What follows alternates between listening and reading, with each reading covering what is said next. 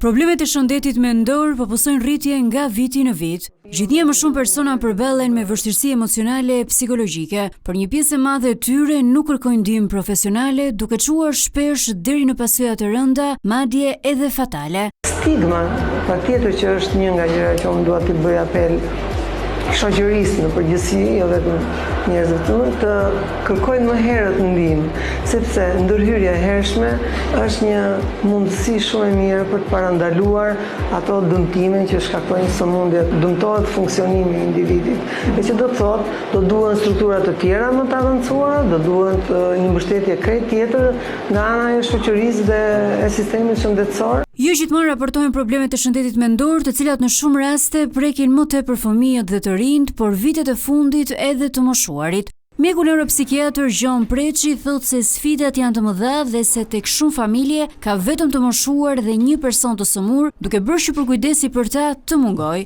Familja shqiptare është dobësuar në aspektin e pjesës aktive që ikën dhe këtu ngelen vetëm pjesën e nevojë, siç janë të moshuarit dhe të smurit. Kemi një mas të madhe familjar që përbëhet nga pleqt dhe nga smut mendor. Imagjino tash këto dy individ me mbështet njëri tjetrin. Është e pamundur dhe kjo krijon pastaj vështirësi për me marrë këta njerëz në një nivel të mirë, stabiliteti si nga ana mendore ashtu edhe funksionale. Edhe ngjarjet kriminale apo dhuna në familje vinë në shumë raste nga problemet e shëndetit mendor. Ne çdo ditë ose shpesh kemi raste ku raste të dhunës në një familje denoncohen. Një smuri dhunon në mënyrë sistematike familjare.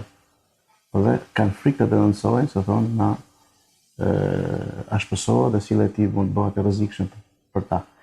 Dhe rastet të tilla që nuk denoncohen janë të shumta në mendimin tonë. Ata që drejtohen ne të drejtën përfshihemi në të lloj ndihme dhe i asistojnë, por kemi raste që ata ikin dhe kanë frikë nga ndërtimi i një skeme të zgjidhjes të ofrimit të ndihmës. Organizata Botërore e Shëndetësisë deklaron se rreth 17% e popullsisë në Europë, përfshirë edhe Shqipërinë, vuan nga probleme të kësaj natyre.